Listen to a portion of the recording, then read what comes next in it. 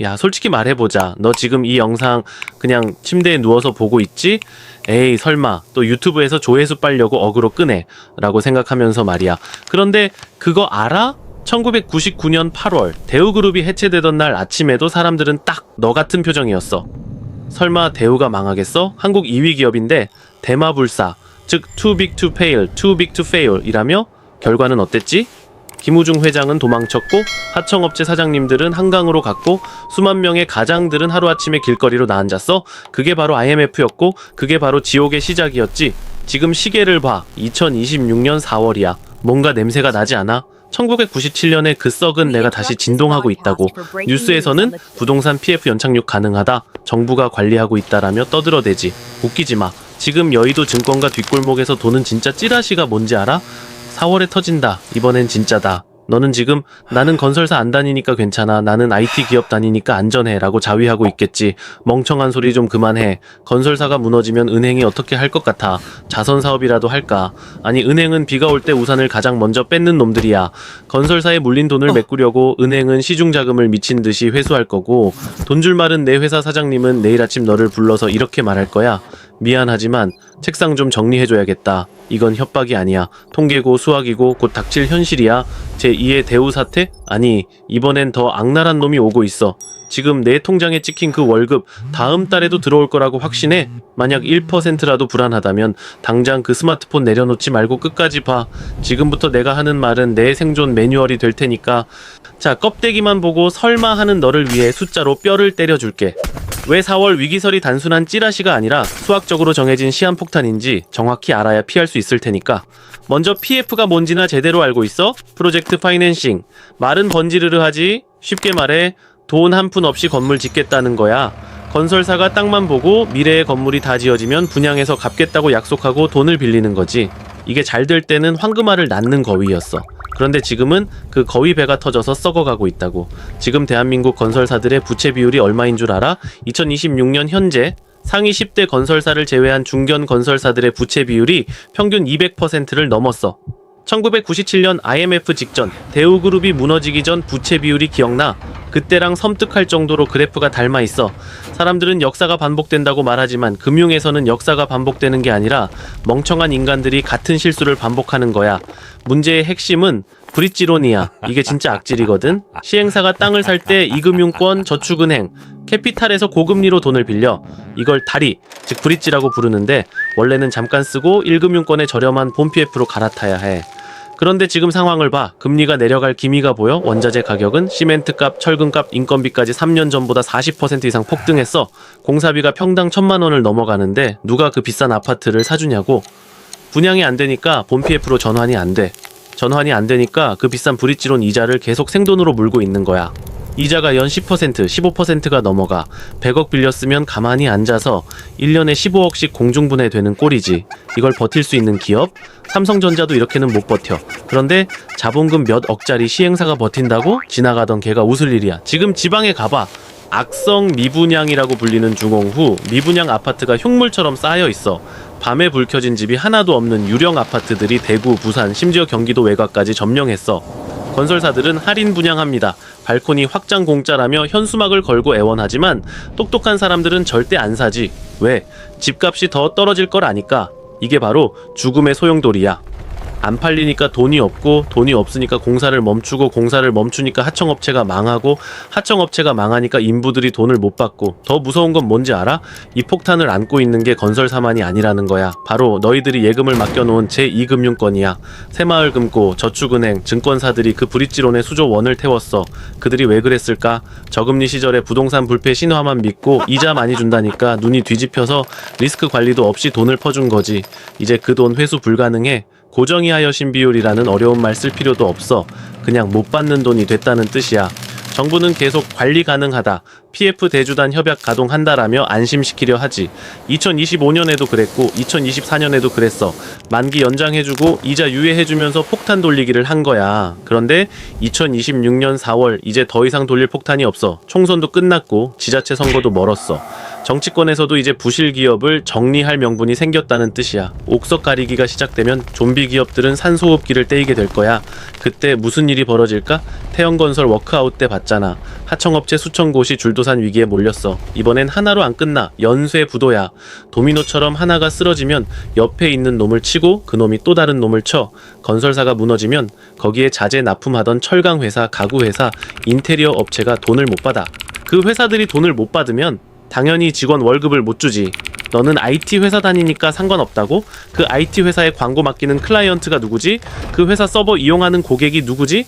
대한민국 경제는 톱니바퀴야. 건설업이 GDP의 15%를 차지하는 나라에서 건설업이 무너지면 내수시장 전체가 얼어붙어.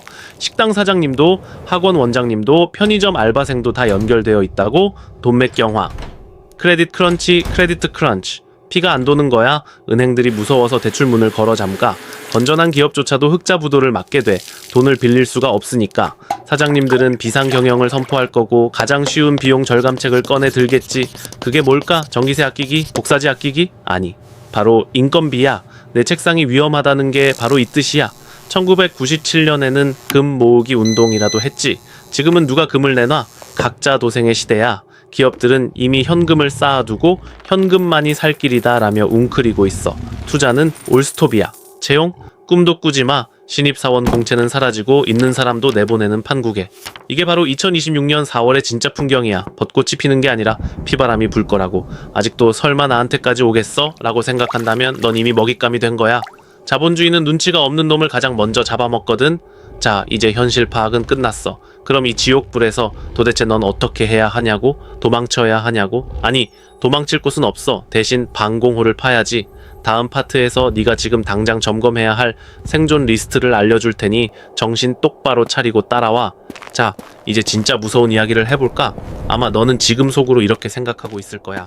아니, 건설사들이 망하든 말든 나랑 무슨 상관이야. 나는 판교 IT 기업 다니는데, 나는 강남 마케팅 회사 다니는데, 이게 바로 대한민국 직장인 90%가 빠진 가장 거대하고 위험한 착각, 바로 남의 일이라는 함정이야. 너희들이 회사라는 울타리 안에서 안전하다고 믿고 있을 때 자본주의의 진짜 포식자들은 이미 너희들 목에 칼을 겨누고 있어. 그 메커니즘을 아주 잔인하게 설명해 줄게. 건설사가 무너지면 그 충격은 어디로 갈까? 바로 금융권이야. 은행, 증권사, 저축은행, 캐피탈. 이들은 건설사라는 거대한 고래에게 막대한 돈을 빌려줬어. 그런데 고래가 죽어서 돈을 못 갚네? 그럼 금융권 장부의 구멍이 뻥 뚫려. 수천억, 수조 원의 손실이 확정되는 순간이지. 이때 은행장들은 무슨 생각을 할까? 아, 우리 고객님들 힘들겠네 하고 봐줄까? 천만에. 그들은 자기들 목숨을 부지하기 위해 본능적으로 돈줄을 조이기 시작해. 이걸 전문 용어로 신용경색이라고 하고 우리말로는 돈맥경화라고 해. 피가 멈추는 거야. 은행은 손실을 메꾸기 위해 가장 먼저 만기가 돌아오는 대출들을 회수해. 건설사 대출만 회수할까? 아니지. 이미 망한 놈한테는 돈을 못 받아. 그럼 누구한테 받을까? 바로 아직 살아있는 내 회사 사장님한테 전화하는 거야. 사장님, 죄송하지만 이번에 대출 연장이 어렵습니다. 원금 30% 상환하시죠. 아니면 금리를 8%로 올리겠습니다. 이 전화 한 통이 너의 운명을 결정해. 네 회사가 아무리 흑자를 내고 있어도 소용없어. 현금이 안 돌면 망하는 게 기업이야. 이걸 흑자 부도라고 부르지. 사장님은 당장 현금을 마련하기 위해 미친듯이 뛰어다니겠지만 옆가게 사장님도 거래처 사장님도 다 똑같은 전화를 받았어. 아무도 돈을 빌려줄 곳이 없다고. 그럼 사장님은 사무실로 돌아와서 엑셀 파일을 열어. 비용 절감을 해야 회사가 사니까 고정비 항목을 쭉 훑어보겠지. 임대료? 당장 못 줄여. 서버비?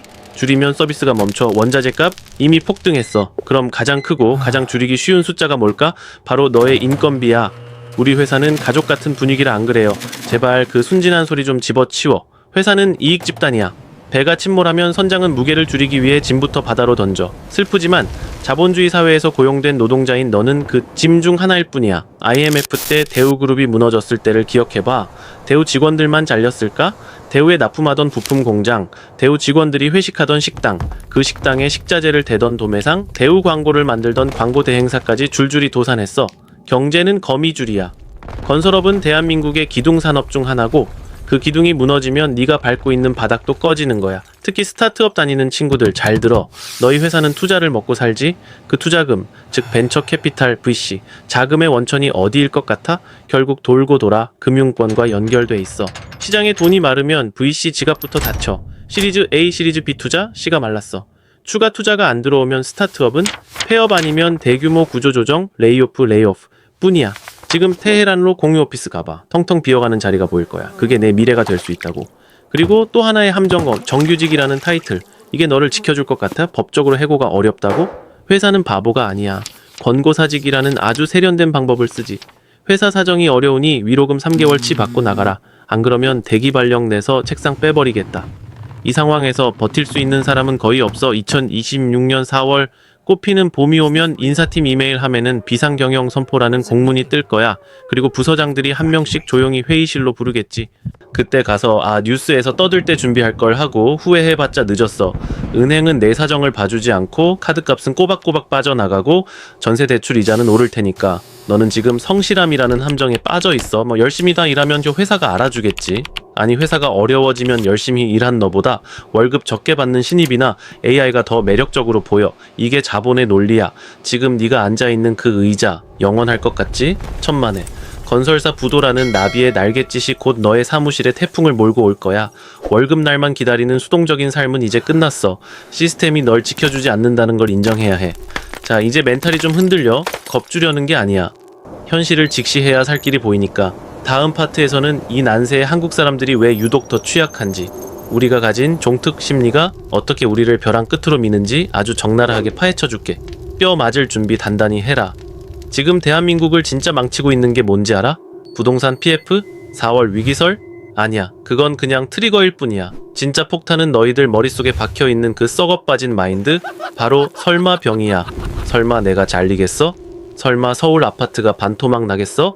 설마 나라가 망하게 두겠어? 이 설마가 사람을 죽여. 1997년에도 똑같았어. 한보철강이 부도나고 기아차가 법정관리 들어갔을 때도 사람들은 백화점에서 쇼핑하고 있었어. 위기는 예고편을 틀어주고 오는데 너희는 그 예고편을 보고도 이건 영화니까 현실은 아니야 라며 팝콘이나 씹고 있는 꼴이지.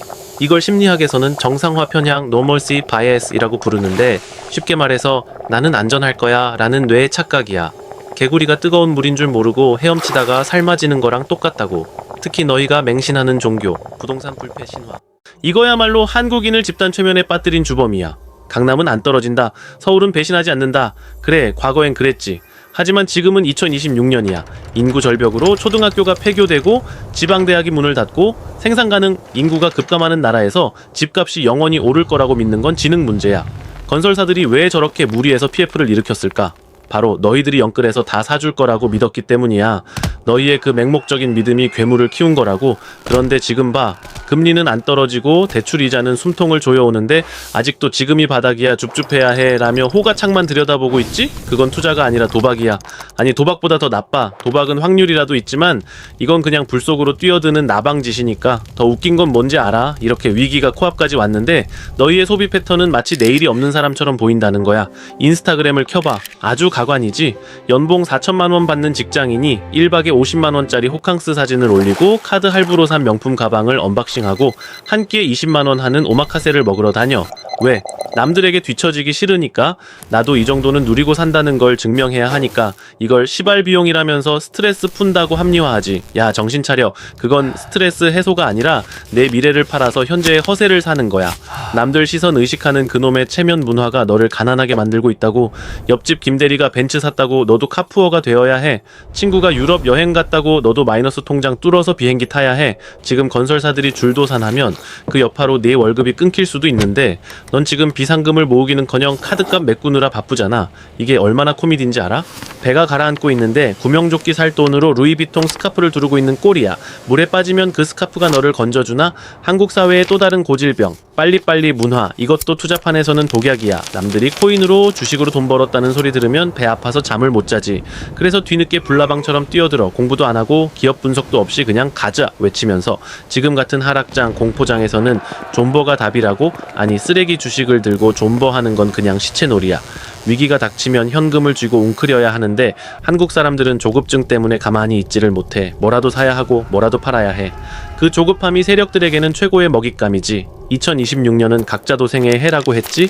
그 말은 남들이 다 죽어나갈 때 너 혼자라도 살 구멍을 찾아야 한다는 뜻이야. 그런데 너는 아직도 남들 눈치나 보고 남들 따라 하려고 해. 친구들이 야 지금 주식 살 때래 하면 따라 사고, 야 저기 아파트 갭 투자 괜찮대 하면 귀가 팔랑거리지. 그 친구들이 내 인생 책임져줘? 그 친구들도 지금 똥줄 타서 아무 말이나 하는 거야. 지금 네가 느껴야 할 감정은 불안이 아니라 냉정이야. 남들이 오마카세 사진 올릴 때 너는 조용히 가계부를 펴고 불필요한 지출을 0으로 만들어야 해. 남들이 명품 관줄 설 때 너는 서점에 가서 경제사 책을 읽어야 해. 왜냐하면 진짜 부자들은 지금 조용히 웃고 있거든. 왜 웃을까?